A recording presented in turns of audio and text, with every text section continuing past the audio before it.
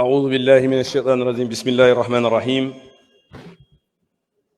yal nañu yàlla yërëmal sunu way dawle yi te musal ñu ci nguur bu amul solution. Monsieur le Président,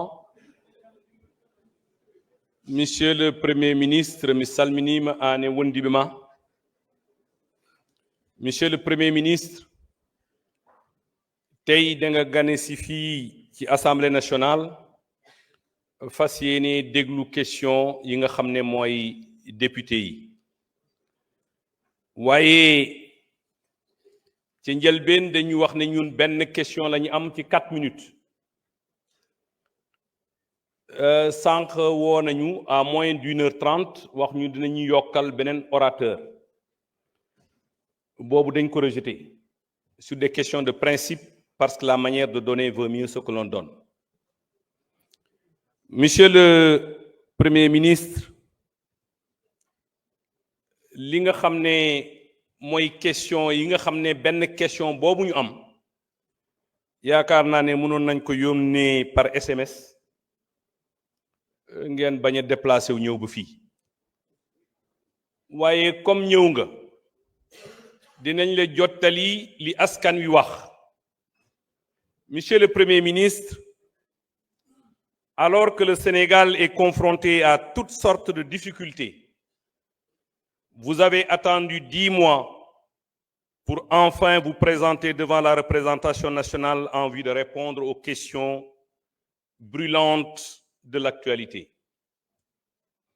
Ces graves difficultés que vous avez cachées en sortant, à une semaine de votre comparution, un rapport commandité pour faire diversion et amuser les Sénégalais comme à votre habitude. Personne, je dis bien personne, ne croit à la crédibilité et au sérieux de ce rapport. En tout cas, pas nos partenaires techniques et financiers, dont le FMI, qui depuis 2018 a évalué et jugé que les finances publiques étaient absolument transparentes. C'est pourquoi tous ont fini de rejeter, sans équivoque, ce rapport qui, hélas, a eu l'effet d'un pétard mouillé. Pendant ce temps, les difficultés sont malheureusement bien réelles. Elles tiennent à la vie chère alors qu'approche le Ramadan, à l'évolution du front social avec la baisse annoncée des salaires par votre secrétaire général alors que s'annoncent des licenciements massifs, à l'échec de la campagne agricole, aux difficultés que vivent les étudiants faute de percevoir leur bourse, surtout à l'insécurité en Casamance, la verte Casamance, où viennent encore de mourir 6 de nos djambars, pendant que leurs assassins brandissaient un drapeau et chantaient un hymne indépendantiste. Monsieur le Premier ministre, sama laaj mooy, que compte faire votre gouvernement devant ces graves problèmes sociaux et surtout sécuritaire. Wassalamu alaikum wa rahmatullahi ta'ala wa barakatuh. Wassalamun ala man ittaba al-huda. Jërëjëf. Monsieur le Premier ministre, vous avez la parole.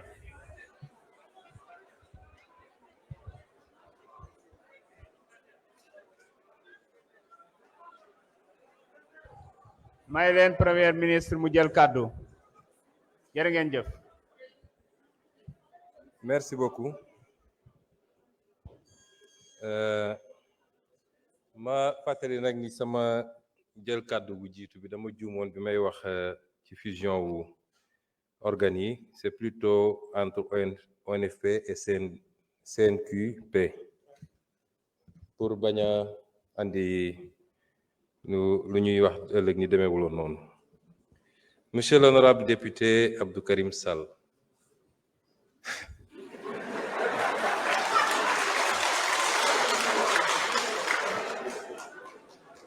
da nga door sa kàddu ci anam yoo xam ne ku ko dégg ne bésu àjjuma bi de waa ji xam naa moo jiite jumaamu Mbaaw loolu nag dafa safaanoog loolu ak li nga wax muy ay contre vérité moo waxee ko noonu parce que bëgguma ko waxee baatu wolof defe naa kilifa gu toll ni yow bu taxawee di wax Sénégal yëpp di ko dégg na wax dëgg mbaa mu noppi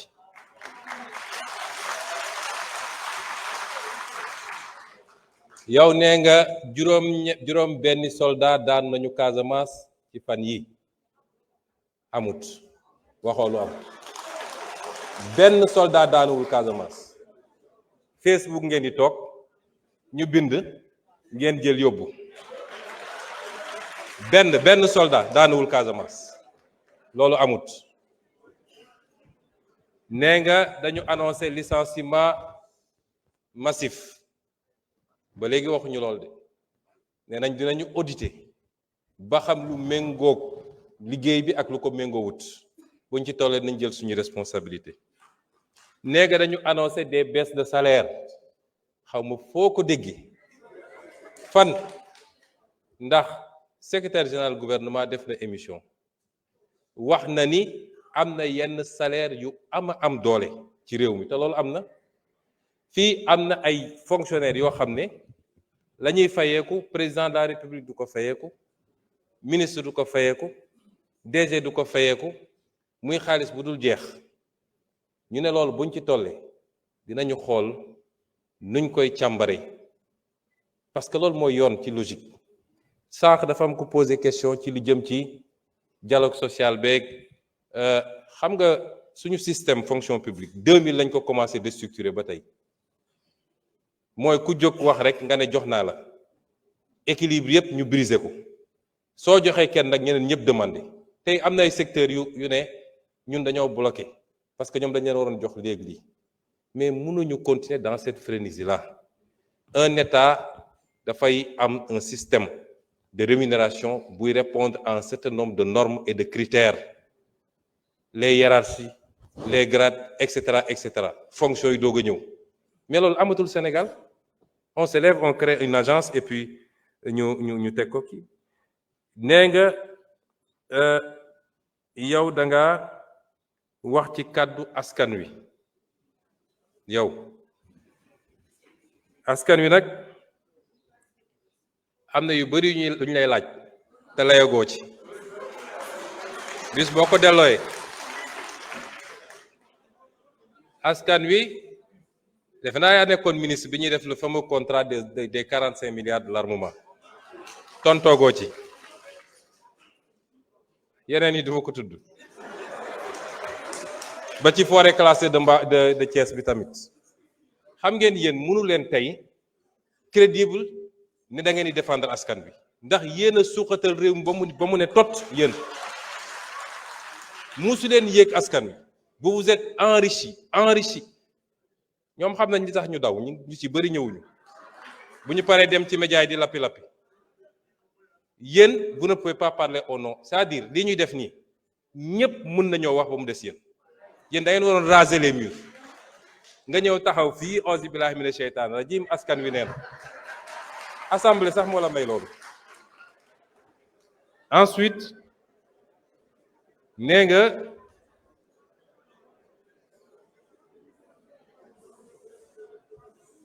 nga rapport bi dañ ko commandité yéen yéen ne ay républicain ngeen bu njëkk ba ne ngeen Pastef duñu républicain gëmuñu république et cetera alors mais bu dee républicain ngeen dañoo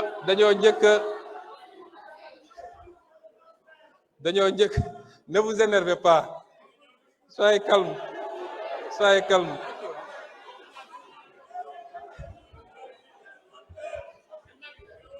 Monsieur Sall, vous n'avez pas la parole.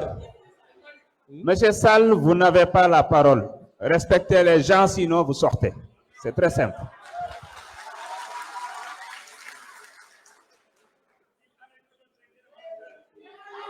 Vous continuez, je demande à la gendarmerie de vous évacuer.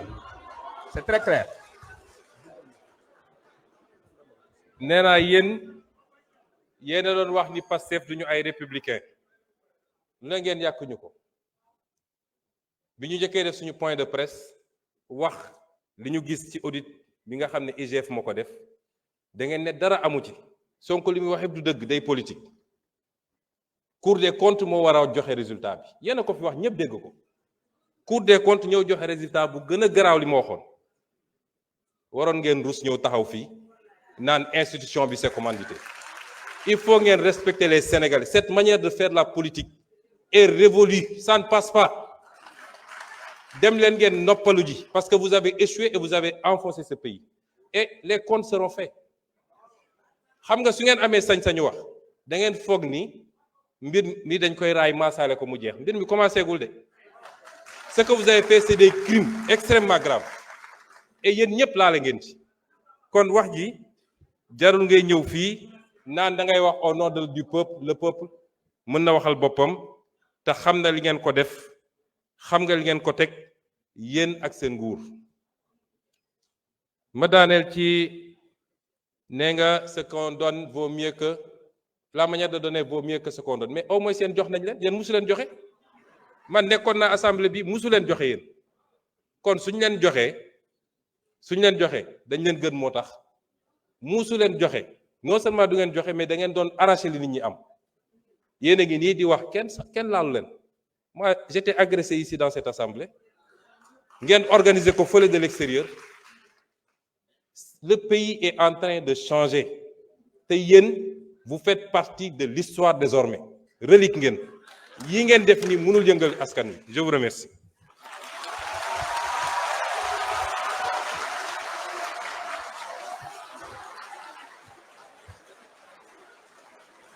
Merci. Merci beaucoup, Monsieur le Premier ministre. Honorable député Bakary Diédhiou, vous avez la parole.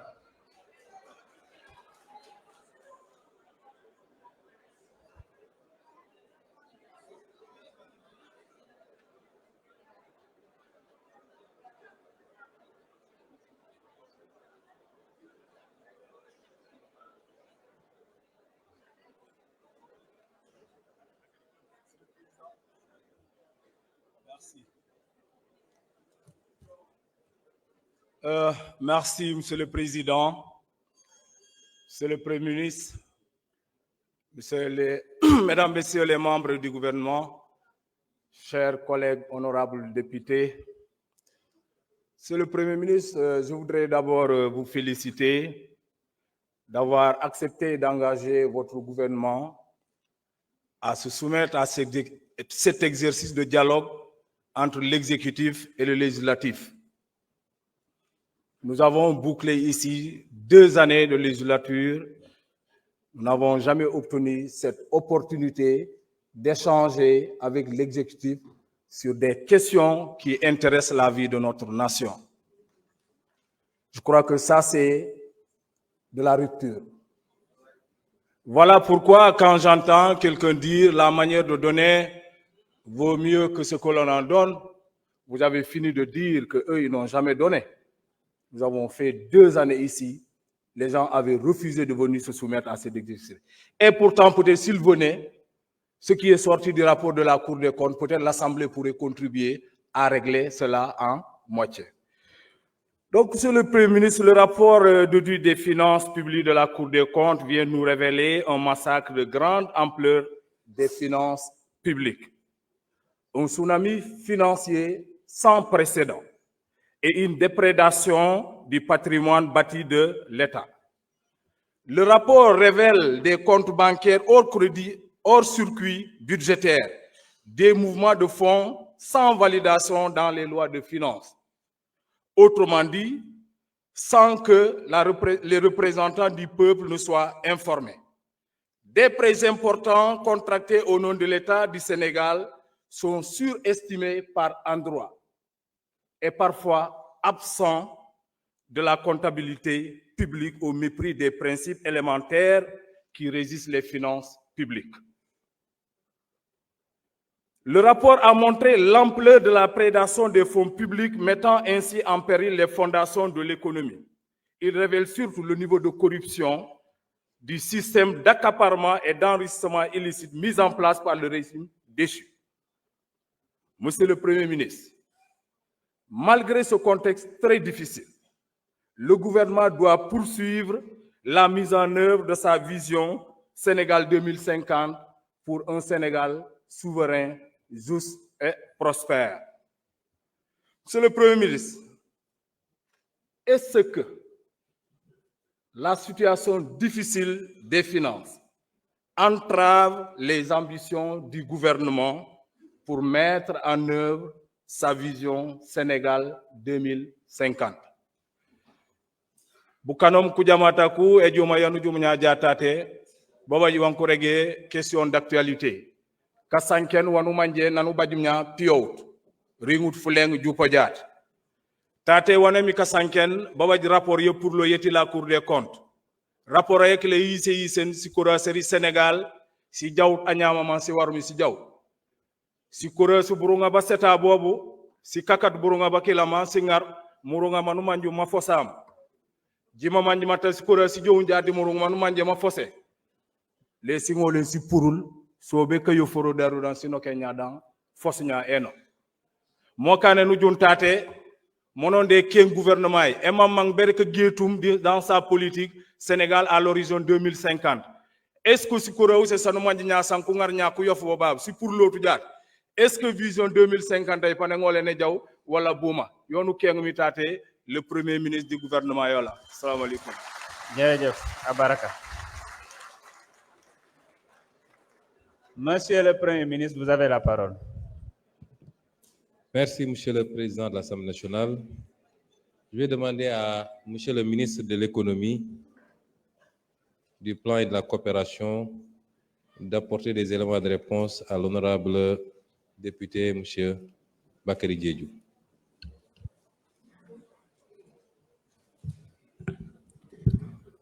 Je vous remercie, honorable député. Monsieur le Président de l'Assemblée nationale, honorable député, Monsieur le Premier ministre, chers collègues du gouvernement, la question était de savoir si la situation difficile des finances publiques entrave donc la mise en œuvre de la vision Sénégal 2050. En fait, donc la vision Sénégal 2050 est un changement de paradigme. C'est un changement de paradigme qui vise à faire du secteur privé le véritable levier du développement. En fait, il faudrait comprendre que l'État ne peut pas tout faire. L'État a d'abord des responsabilités régaliennes. L'ordre public, on en a parlé, la sécurité, l'éducation, la santé, les infrastructures de base. Il s'agit là de biens et services publics, le Premier ministre l'a dit. Le développement, c'est d'abord la responsabilité de chacun et de chacune d'entre nous dans ses activités et dans son comportement comme citoyen. L'État, dans la mesure de sa marge de manœuvre, peut dégager, la marge de manœuvre qu'il peut dégager, après s'être occupé de ses responsabilités de base, peut et doit accompagner les efforts des citoyens et des collectivités territoriales dans leur quête de développement individuel et collectif. Alors, c'est la raison pour laquelle l'objectif global du plan quinquennal 2025-2029 de la vision Sénégal 2050, et je cite, il s'agit de promouvoir un développement endogène porté par des territoires responsabilisés, viables et compétitifs et jetant les bases de la souveraineté. Mais c'est quoi la souveraineté? La souveraineté commence d'abord par un État qui peut financer ses déficits budgétaires sans avoir recours à des financements exceptionnels comme ceux du Fonds monétaire international ou à devoir recourir à des mesures d'austérité excessives pour pouvoir faire face à ses obligations. Alors le Premier ministre l'a dit tout à l'heure, il ne s'agit pas d'austérité, il s'agit de prendre des mesures qui permettraient à l'État de pouvoir dégager des marges de manœuvre, et ces marges de manœuvre permettraient à l'État de faire face à ses responsabilités en termes de biens et services publics de qualité, c'est ce qu'il a dit tout à l'heure. Et avec ces marges de manœuvre, l'État sera en mesure également d'accompagner le secteur privé qui a en premier lieu la responsabilité donc, du développement du pays. Ainsi, pour pouvoir accompagner le secteur privé dans les risques qu'il doit prendre et dans les opportunités que le Sénégal doit saisir, il est nécessaire que nous trouvions des marges de manœuvre. Alors, créer des marges de manœuvre pour permettre à l'État d'agir et d'accompagner ne veut pas dire que le secteur privé sénégalais lui-même ne peut pas réaliser sa part pour la réussite de la vision du Sénégal 2050. Il faut donc faire les réformes nécessaires et promouvoir le développement du secteur privé et inciter à l'investissement. Les réformes ne demandent pas nécessairement de l'argent. Toutes les réformes à faire pour qu'une économie marche ne nécessitent pas nécessairement de l'argent. Je peux en citer quelques-unes. La revue du Code des investissements, c'est un travail qui est en cours. La réforme foncière pour faciliter l'accès aux fonciers. La réforme du Code des impôts et celui des douanes, mon collègue des finances et du budget l'a dit. La modernisation et la simplification des procédures administratives. Une meilleure gestion de la trésorerie de l'État pour apurer et éviter les arriérés vis-à-vis du secteur privé pour qu'il puisse se développer. Nous allons donc renforcer le dialogue public-privé de sorte à écouter le secteur privé et pouvoir l'accompagner donc pour son développement et faire la promotion de l'investissement. Réforme yi nga xamante ni yëpp premier ministre wax na ko ministre des finances et du budget wax na ko li muy def mooy day fexe état bi mun a am doole bu ko defee mun a accompagner secteur privé bi gannaaw li nga xamante ni mooy responsabilité am d'abord muy des biens et services publics de qualité kaaraange wér-gu-yaram sécurité ak yu ni mel bu ko defee ba pare ba am ay marge de manœuvre bu ko defee mun a jàppale secteur privé bi. Alors secteur privé tam pour mu mun a développer wu il faut que climat des affaires ñu mun ko améliorer bu ñu améliorer climat des affaires wax naa ko réforme foncière suuf si amoon na réforme benn rapport boo xam ne defoon nañ ko fi ay at ci gannaaw recommandation yi ci nekkoon kenn mettre ko en œuvre donc réforme foncière lu ñu war a def la bu ko defee agriculture bi nga xam ne dafa am solo pour développement ñu mun ci. Merci beaucoup, monsieur le ministre. Voilà.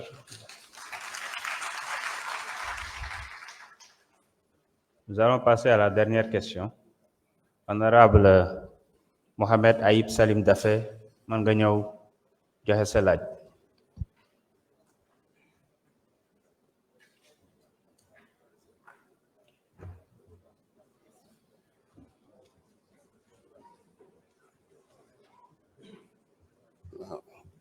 Merci, Monsieur le Président, Monsieur le Premier ministre, Monsieur le ministre et secrétaire d'État, chers collègues, maa ngi leen di nuyu di rafetlu ndaje bi bu ñu jagleel question d'actualité au gouvernement et di wax rek chose promise, chose due parce que bu ñuy fàttaliku le 27 décembre lors de la déclaration de politique générale notre collègue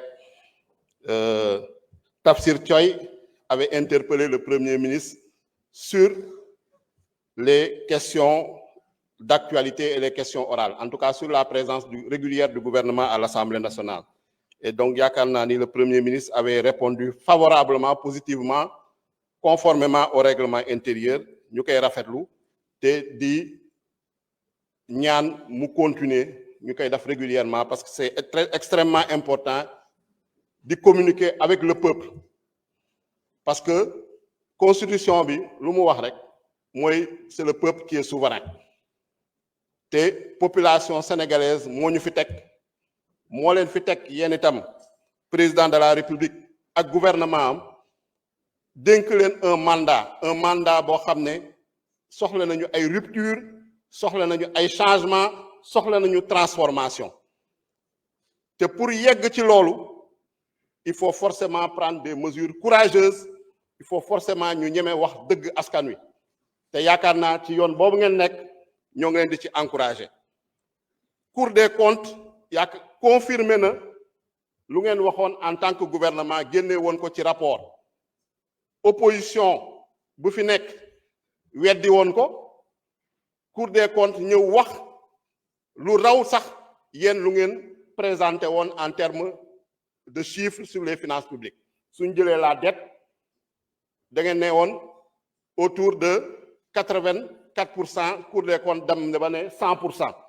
Donc yaakaar naa ne ñuy remettre en cause rapport Cour des comptes dañu amatul argument parce que Cour des comptes kenn mënu remettre en cause crédibilité institution constitutionnelle la ay magistrats yu prêter serment la te lu am solo mooy tey ñoom ñii nga xam ne am nañu responsabilité ci mbir yu ñu wax ci crime budgétaire yu ñu wax ci njuuj njaaj yu ñu wax ñu ñëw expliquer wu yan si lan nañu sukkandiku pour daf ñaawteef yooyu mais malheureusement ils sont dans le déni ils sont également dans la politique de l'autruche ils sont également dans la fuite en avant comme nuñ ko tàmmee def tey gis nga les premières fourchettes et les premiers couteaux kenn gisu leen fi y a que les seconds couteaux ñoo fi toog ñëw di amuser la galerie donc ñu xam ne yaakaar naa ni loolu duut si dara donc di wax ni opposition bi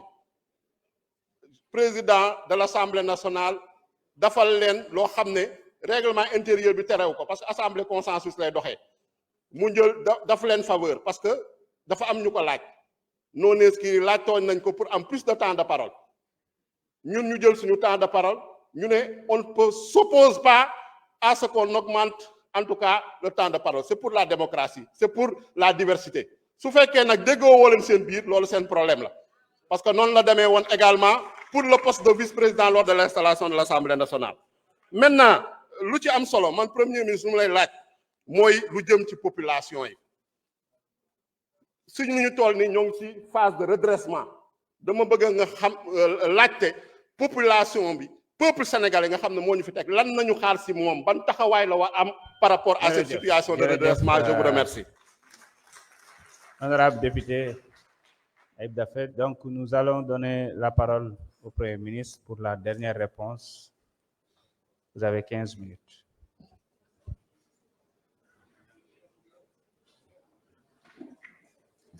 Merci beaucoup, Monsieur le Président de l'Assemblée nationale.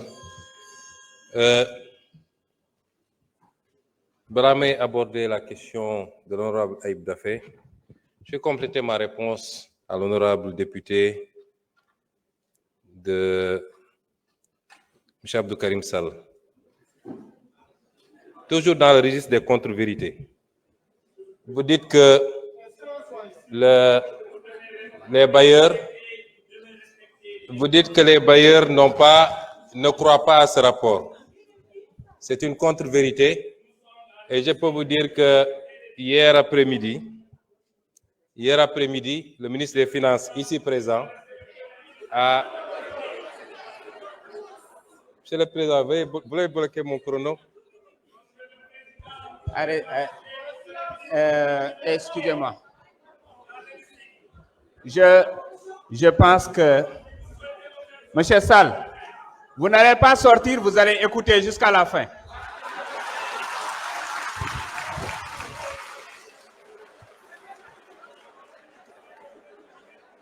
Vous savez, Monsieur Sall, à travers vous, c'est toute votre famille politique qui passe tout son temps dans les médias à désinformer que je veux répondre. Ils auraient dû être là. Moi, quand j'étais opposant, quand j'entrais, ils sortaient. Maintenant, je suis au pouvoir, j'entre, ils sortent. Ils auraient dû être là. Je veux dire que hier soir, Monsieur le ministre de l'économie, le ministre des Finances et du Budget, ici présent, a tenu une réunion virtuelle avec les investisseurs institutionnels internationaux du Sénégal. Il y avait plus de 350 participants. Vous dites qu'ils ne croient pas au rapport. Il ne faut pas dire des choses qui peuvent être contredites facilement. Le FMI sera là, la Banque mondiale sera là la semaine prochaine. Et vous serez rattrapés facilement. Ça n'en vaut pas la peine. Donc, le rapport est crédible et crédibilisé par tout le monde. Et en premier, c'est les bailleurs qui savent très bien ce qui s'est passé au Sénégal. Et une institution comme la Cour des comptes ne peut pas faire l'expertise d'un rapport d'audit, accéder à tous les éléments et aller raconter des contre-vérités. N'eût été votre mandat de député ou votre immunité, vous auriez pu être convoqué pour ça. Parce que c'est une attente contre les... Oui, si vous voulez, vous considérez ça comme une menace. Parce que vous devez être menacé. L'APR et tous ceux qui sont avec, vous devez être menacés. On vous a laissé trop de liberté.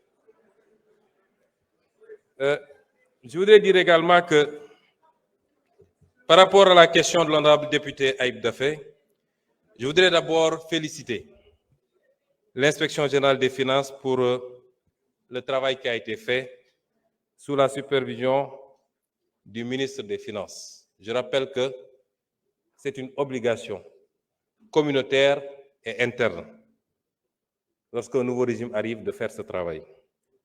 Je voudrais me réjouir également de la qualité du rapport de la Cour des comptes. Ça a été lent, mais ça en valait la peine. Je voudrais ici m'incliner et rendre hommage à tous les patriotes de ce pays. Je voudrais leur rendre hommage.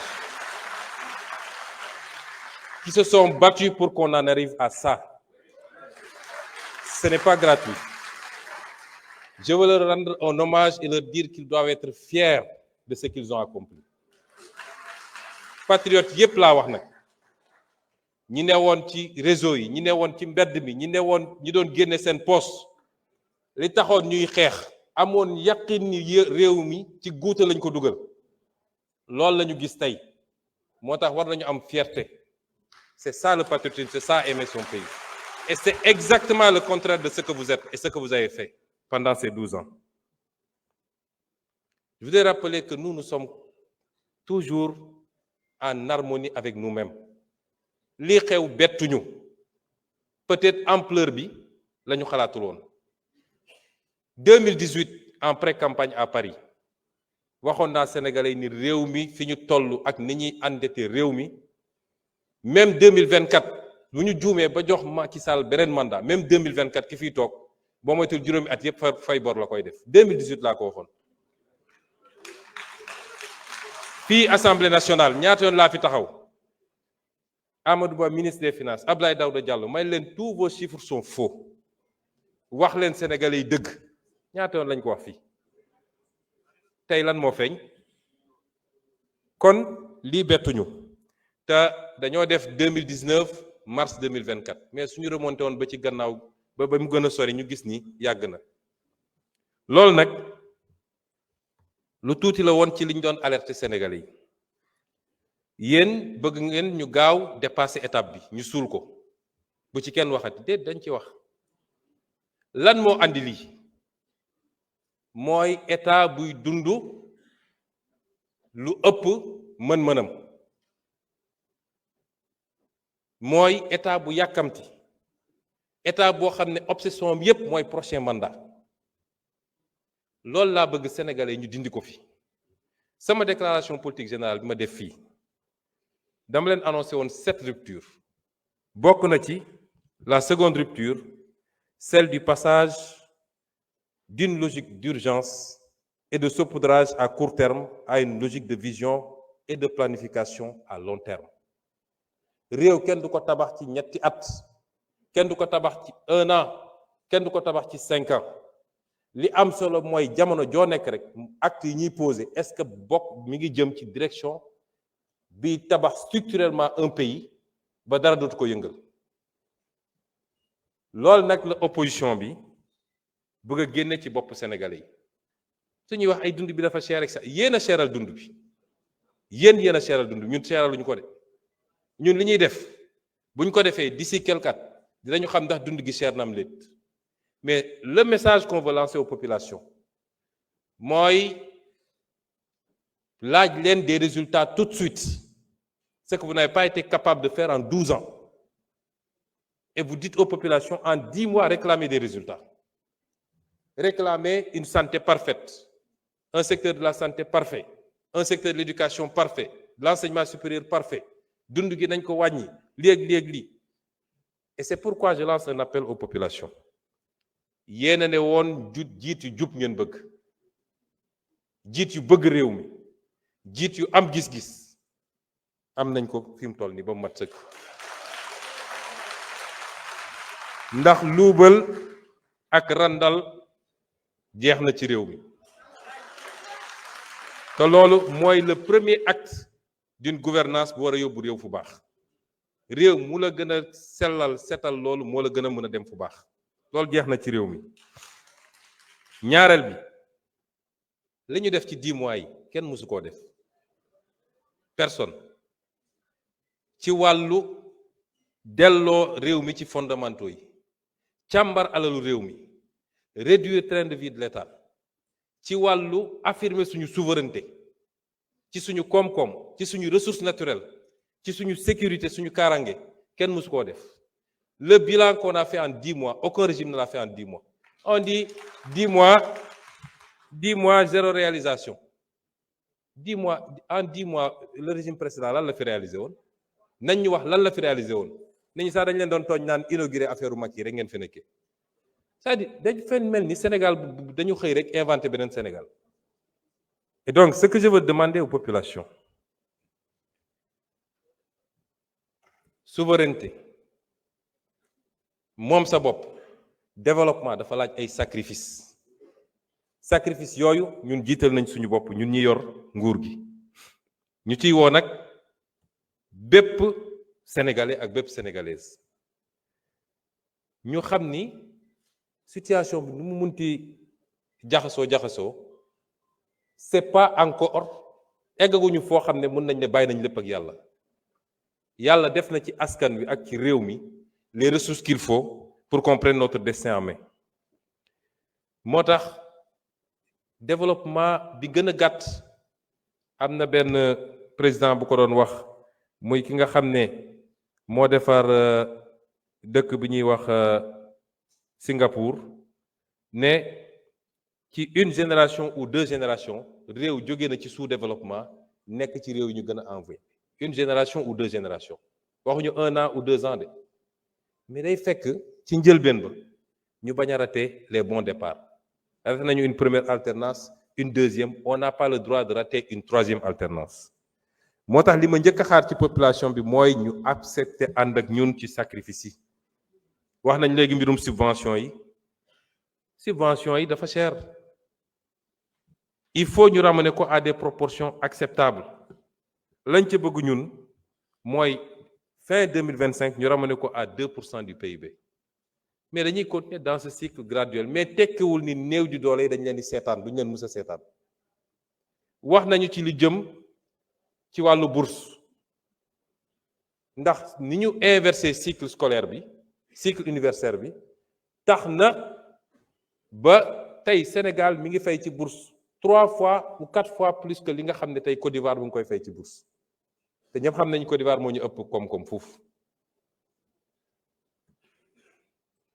loi de finances 2025 bi projeté nañu bloquer l'enveloppe à 80 milliards là où la Côte d'Ivoire est à 25 milliards de bourse enveloppe li koy andi mooy ñu rationaliser léeg-léeg ñu attaqué ministre de l'enseignement supérieur dañ koy tooñ rek yu bëri pour ne pas dire presque lépp c'est pas lui mais tey mën nga am étudiant bu inscrit tey au mois d'octobre ne fay leen ma sama 10 mois tout de suite parce que c'est l'année scolaire c'est l'année universitaire yooyu il faut ñu accepter ni réew mënul doxee ci noonu sans compter les disparités yi am ak yeneen parce que baykat yaa ngi fi sàmmkat yaa ngi fi ñeneen a ngi fi il faut ñu dégager des marges pour pouvoir toucher l'économie réelle gis nga lii gars yi def ñun mën nañ ko def mënoon nañ ne 5 ans dafa gàtt ñu fàttali ko première alternance 7 ans la ñu amoon deuxième 7 ans ñun 5 ans la ñu am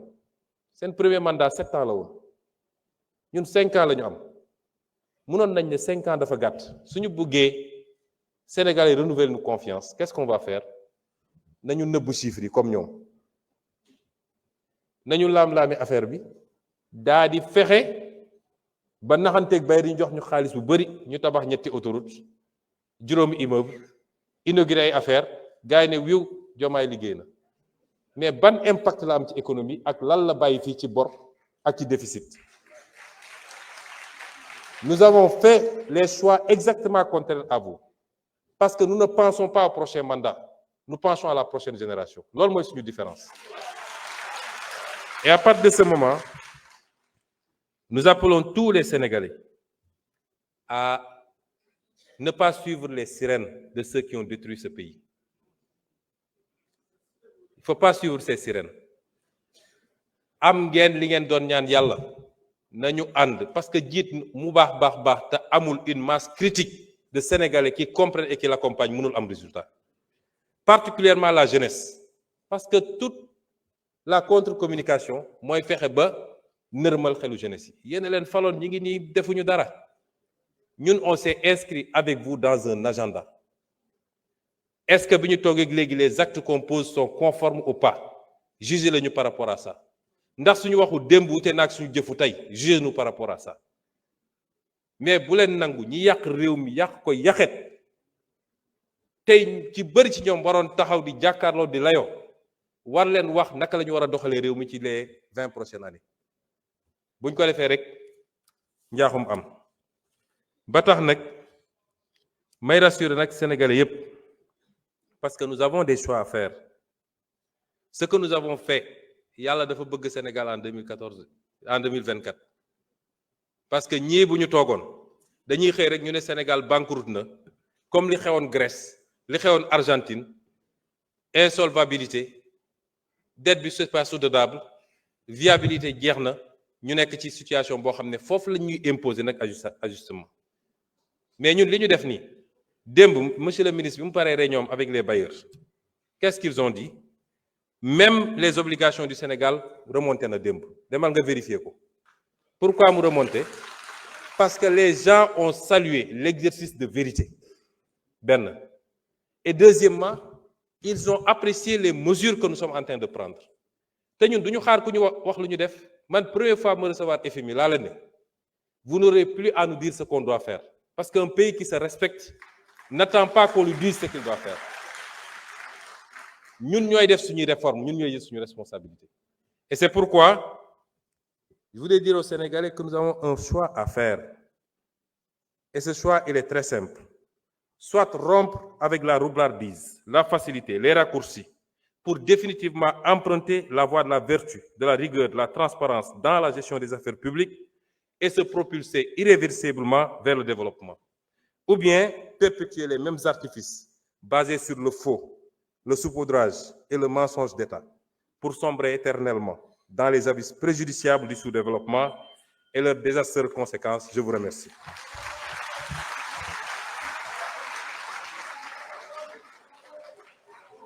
jërëjëf njiitu jawriñ yi Ousmane Sonko. Mbokk yi waxtu yi nga xam ne moom la ñu cërale woon waxtaan wi jeex na yegg nañu ci cëppaandaw gi balaa may yëkkati séance bi dina wax ni dinañu dellu siwaat fii le 10 mars incha allah pour xool projet de loi boobu nga xam ni mooy jox cër président de la république mu daal di dëggal convention bi mu am ci diggante Sénégal ak Maroc ngir mën a taxawu ñi nga xam ne dañ leen a jàpp foofu ca Maroc waaye tamit mën a indi fii ay nit yoo xam ne dañ leen a condamné. Convention bi ñu ngi ko signé woon le 17 décembre 2004 à Rabat au Maroc. kon mbokk yi mbir mi jeex na amul benn observation noonu lañ ko tëralee yëkkati nañu séance bi salaamaaleykum wa rahmatullah